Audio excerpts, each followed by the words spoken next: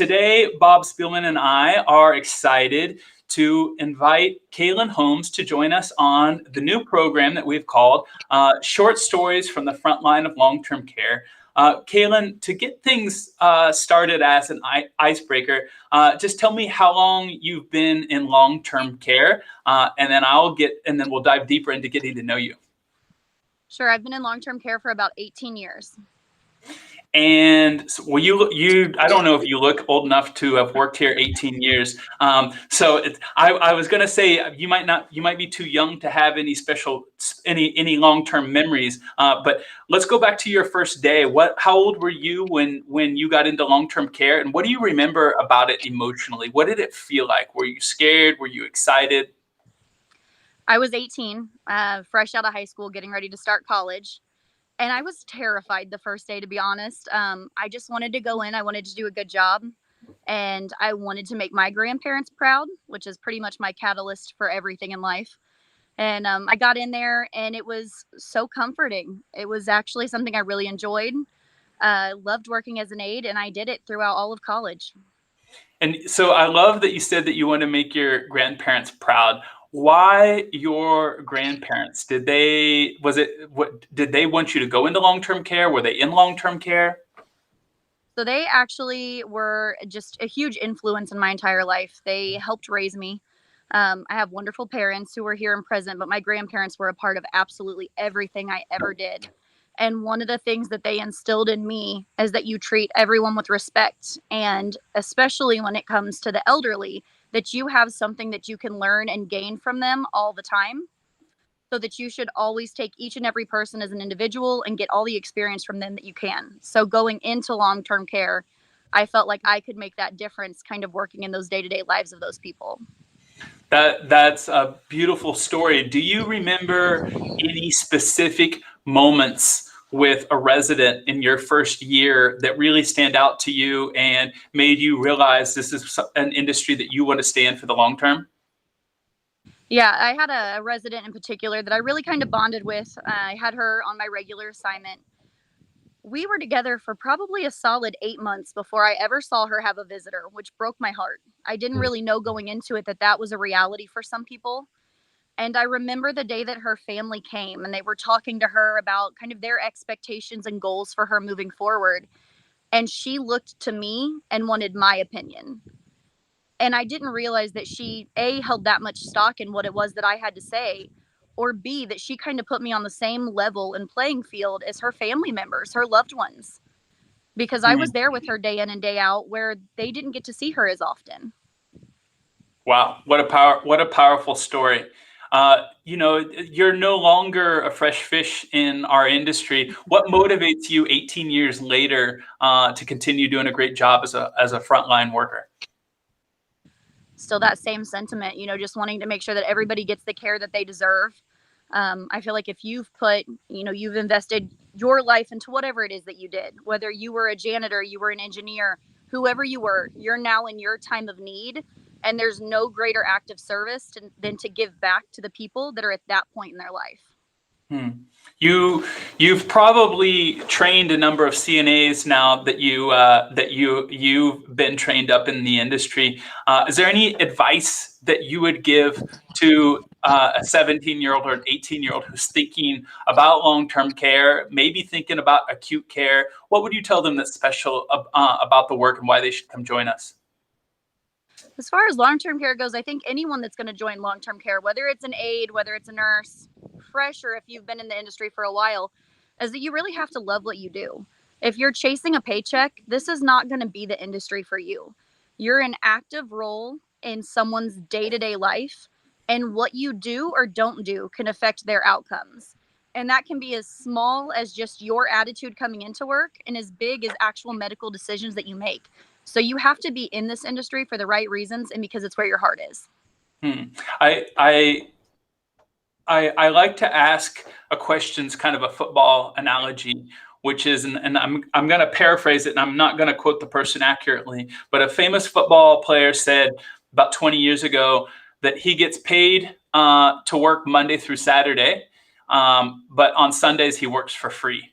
what's your Sunday in long-term care that you would do for free because it fulfills your life? I think, and this kind of comes back to my favorite memories as well when you play into that card. Anytime you see a resident who came in and the odds were against them, like let's say that the probable outcome was not good. They were going to need long-term care going forward. They were going to be dependent. They may have been bedbound. And you watch those people gradually increase their functionality level. They start getting back their independence. Somebody who was in a bed is now in a chair, and someone who's in a chair is now on a walker, and someone who's on a walker is now walking on their own without therapy. When you see those moments and you see that look on their face and they're proud, they know that they've accomplished something that wasn't necessarily in the cards for them. Those are the best moments. And I would give anything to be a part of all of those moments. Caylin, you've had some beautiful moments and you've talked a lot about the positive. What's been the hardest day you've experienced working in long-term care? There was one memory in particular where I had a resident who was passing. We knew she was passing. She was hospice. At that point, I was doing crisis care. So I was in the long-term care facility, but I was at the bedside as a LPN. And watching the husband just hold her and grieve and cry at the end, just watching that connection was probably the hardest day, where I had the most difficult time coming home and trying to just go back to normal life. You feel those emotions when you're in the room. You feel those emotions in every day of work, but that one, really watching that connection between those two people and knowing that they both knew we were at the end of that connection, at least in the way that it had been manifest currently, that was heartbreaking. I know that Bob was excited for you to join the show, and I know that he's proud of you and all of the team that he works with, and I'm sure your grandparents are proud of what you've done. What's the most proud you have been of what you've done in long-term care? Is there a day that stands out and said, what I did here was, I want this on my tombstone. I want my kids to remember me for this, and I want all of my coworkers to remember this of me. This is the epitome of what I want to do. I'd love to have that epic moment where it's like that storybook, movie that comes out of that best day. But for me, honestly, it's always going to come back to those small things, because that's what matters the most. It's the fact that I can say genuinely that when I come into work every day, I come in the same way. I come in prepared to do the absolute best I can do. I don't ever bring any negativity with me into work, and I always put the full effort in the entire time I'm there, which is that whole continuity. It's the critical thinking. I have some acute care experience working in the hospital, and I like that I've been able to bring that to the long-term care setting, because we have a higher acuity level coming into these facilities now. We're seeing a younger patient population and a sicker patient population when they first come in the door. And so I'm probably the most proud of the fact that I can say I truly, every single day, give everything that I have to give. And Peter, Go ahead. One of the comments that Nick, her administrator, said about Caylin is that she considers herself as much an aide as a nurse. I mean, she's there for the residents, and she leads by example. And he said that's just the most powerful thing, to have a nurse and a leader in the facility, that it's all from the heart, and she leads by example. So she does every day. I can feel that in my heart. Caylin, how does that make you feel when you hear those words? I love that somebody notices that, because I do. When I'm there and I'm on the floor, it doesn't matter if they need to be changed, toileted, if meals need to be passed. It doesn't matter what the task is. We're there to provide care for those residents. And just because I now have RN behind my name doesn't mean that I'm any less of any of the other positions. I'm there to provide a service, and I really try to do that start to finish. And I think my aides recognize that. The people that work with me on a daily basis, I couldn't do anything I do without them. And I think they genuinely know that I would jump in and help them with anything that I could. I have a question for both of you, Bob, because he trained and worked as a CNA, and you as well. So I'm interested in both of your answers. In terms of soft skills and hard skills, what's one skill that's a soft skill that you feel is an asset for the way that you approach long-term care? And then what's a hard skill? I'll let you start, Caylin. I think you have to have the ability to communicate with people. And I don't think that's something that's really thought of when you're training. You go to these courses, right? So if you're doing STNA or you're doing, you're learning the hand hygiene, you're learning all the things that you have to come in the door and be able to perform the functions of. But you also have to be a good communicator, and you have to be able to figure out your audience. So what works for one resident may not work for the other. And if you have the ability to find out what is their narrative, what is their communication style, you're going to be so much more successful in everything that you do. Mm-hmm. And that goes for your coworkers as well. That communication and just understanding that not everybody communicates the same way. Mm-hmm. As far as a hard skill goes, I think they all matter equally. I think being proficient in what you're doing, taking every opportunity to get more education that you can, even if it's just going and brushing up on using the mechanical lifts or, transfers, to make sure that you understand how the person feels that's being transferred. One of the things that I did when I had the opportunity to do some training myself for some of the aides is I would have everyone get in the lift, feel what it feels like to be up in that lift and being moved, so that you know how your resident feels. And when you have that kind of instilled in you, I think you approach all of your skills a little differently. Mm-hmm. Bob?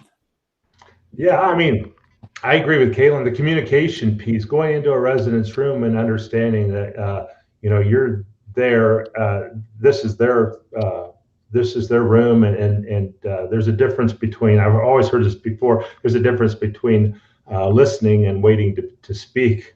And I think to listen to them and find out and to let them know what you're planning on doing, the communication piece is huge. The hard skill, there's a lot of them. Every time I work as an aide, I realize how horrible I am, because there's so many. When you're working with an aide that's done this for a minute, they've got techniques and things that they do that it's just amazing. The transfer, the right way to pick a resident up and to transfer them. My mind was blown away when I saw an aide. We were toileting a resident, and she was able to change the briefs without taking their pants off. And it just blew my mind. I'm like, oh my gosh, I just am so impressed every time I work with one of our aides, the hard skills that they know that make it look so easy that when I have to do it by myself, I'm like, oh, this is ridiculous. I got to watch closer next time. I appreciate you adding that in, because I joined long-term care in the middle of COVID. So getting into nursing homes and seeing both the hard skills and soft skills of what the frontline caregivers are doing is new to me. So this experience of interviewing both you, Bob, and Caylin has been a delight for me. Caylin, in terms of the last year and a half, long-term care has taken a beating in the press. They've even come out with a manipulative story in Netflix that talks about the dirty side of long-term care, which the three of us know is not very accurate, even though it might look good in Hollywood. What's one misconception that you would like to change when you're talking to people who don't really understand what our industry is about? What would you like to change? I think the narrative is, or at least the narrative that sells well, is that it's just kind of, you've heard this phrase, and I hate to even say it, but you've heard the phrase that it's just a place where you can go drop someone off. It's just a place for them to go at the end of life. And that's not true at all. There are so many people that come into long-term care and they're so much happier because they're now with people of similar age, of similar interest. They can communicate more. Sometimes being at home, it's wonderful, but it can also be isolating. The one thing I've noticed when people come in is you'll hear, my siblings have all passed, my friends have passed. And now they're kind of set in this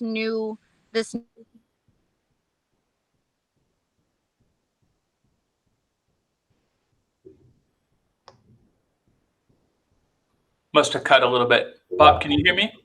Yes, yeah, I can hear you. I think hers just froze. We'll see if she comes back in. I think a lot of what Caylin's saying is exactly right. It's we've seen people come there and thrive and love it, and then when it's time to go, they've developed these relationships that it's just, and not just with other residents, but with the staff, and it's a beautiful thing to watch and to see. I think, yeah, Kaylin's spot on with that. It's beautiful to hear such a young female leader who has been in the industry for half of her life talk about it with so much passion. One of the things that I wanted to ask her, and I'll ask you to see if while she joins back in, if you were to describe our industry in 2 or 3 words to someone who is unfamiliar with it, maybe they're from telecommunications, or they're in tech, or they're in hospitality. How would you describe our industry in terms of adjectives? I think loving, passionate, sacrificial. I've seen so many employees that they don't really have the money to spend themselves, but they'll go out and they'll buy Christmas presents for their residents, and they'll buy extra things for them. It's a very loving place, and I think that's the stuff you never hear about in the news or read about, but you see it every day when you have the leaders that are passionate in the facilities. Very true. Caylin, in terms of what you've learned from long-term care, you've spent half of your life helping our senior population in the United States. What have you learned from long-term care? That you can absolutely enjoy and learn something from everybody. Everybody has something to bring to the table that's different, and it doesn't matter how old they are, how young they are, what their position was, their educational background, their socioeconomic status. Absolutely every single person has something to offer. In terms of wrapping up, Caylin, I want to thank you so much for joining us on LTC Heroes, and also wanted to thank our sponsor, Experience Care, one of America's oldest EHR company. Caylin, would you please tell me where you are today in the U.S., where you're working, and where you're dedicating your professional life right now in our industry? Yeah, I'm actually in Clayton, Ohio. So I work at the Maria Joseph Care Center that's located in the Dayton-Trotwood area in Ohio.